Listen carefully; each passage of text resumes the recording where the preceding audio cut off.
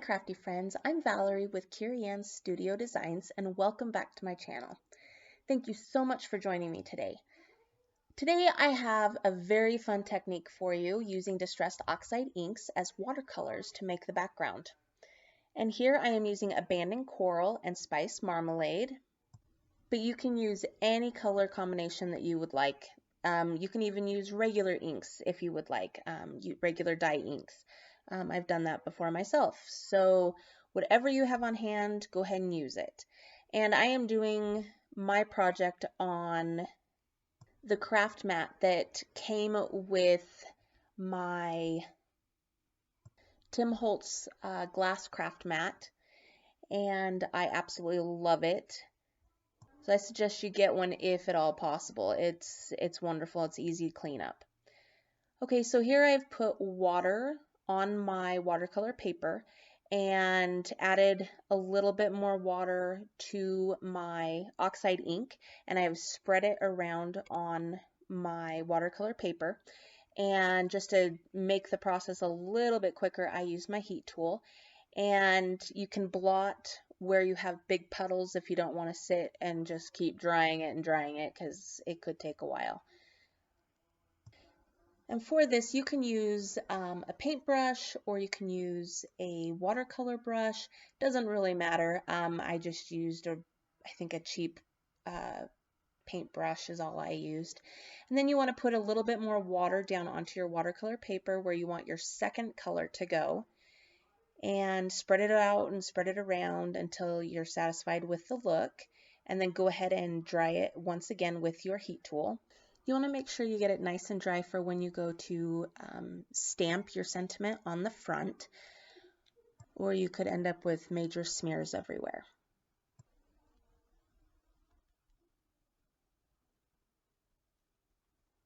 So now you should have a really cool watercolor effect on your paper.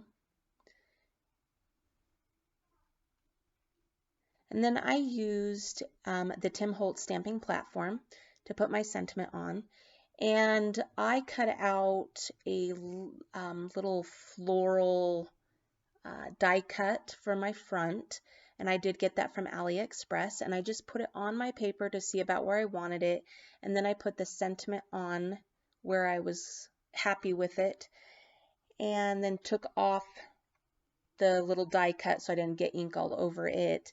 And then I ended up inking my sentiment, I believe 3 times to stamp it on that watercolor paper, because it took a little bit to get it all to look uniform and smooth with the black color ink. And today I am doing a With Sympathy card. And then I took a little strip of that same watercolor paper, and I am doing the exact same technique that I did before with putting the water on the strip and then using the distressed oxides that I used for the front, and just to make it so it was the same colors, so the abandoned coral and the spiced marmalade, and dried it, put some more water on it to get that second color on there.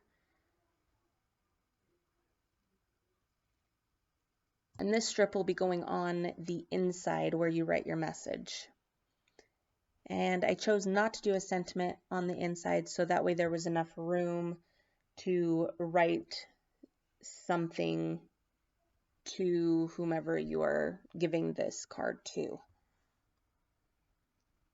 And then I used my Tombow multi-purpose glue to glue down my die cut, and I just go through and put the glue on the bigger parts, and it doesn't take very much, so that way I don't have glue squishing out everywhere.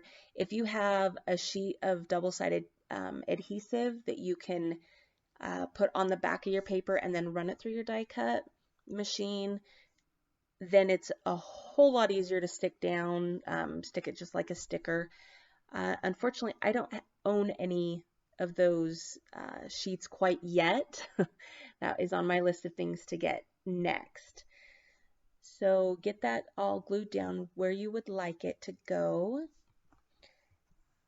And I was going to use my Tombow glue to glue my card front down, but then I realized it was bowed just a little bit and double-sided adhesive was going to work a whole lot better to make sure it does not come off of my card base.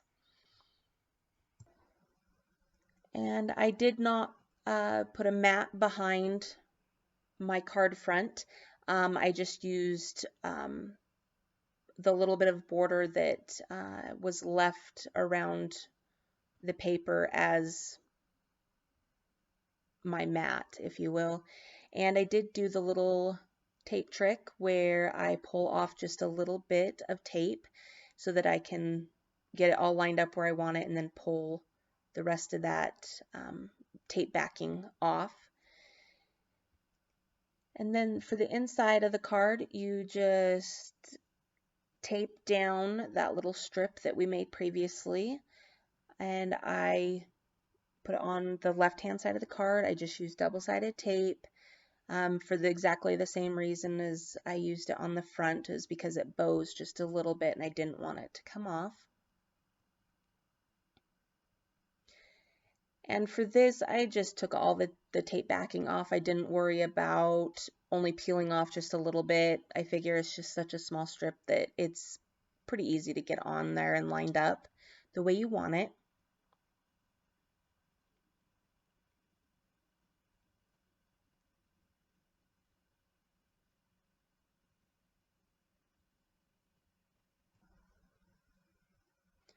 And once that's all taped down, then go ahead and glue your paper that you just finished into the inside of the card.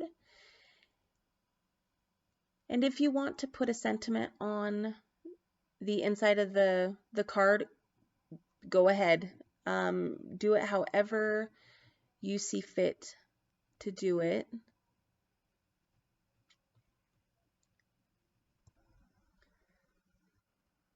And then get it all lined up and taped down where you would like it to go.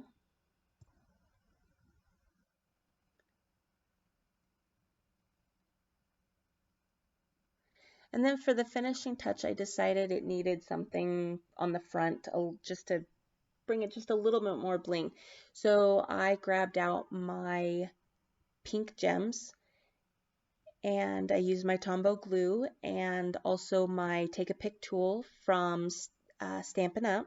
You can use any tool. You can use tweezers, you can use a gem picker, anything you have. I mean, you can even use your fingers if you need to.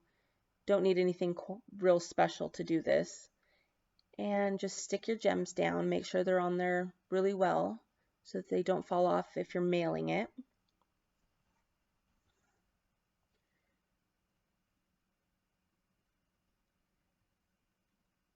And there you go. That is today's card. Thank you so much for joining me, and I will see you in the next video. Thanks. Bye.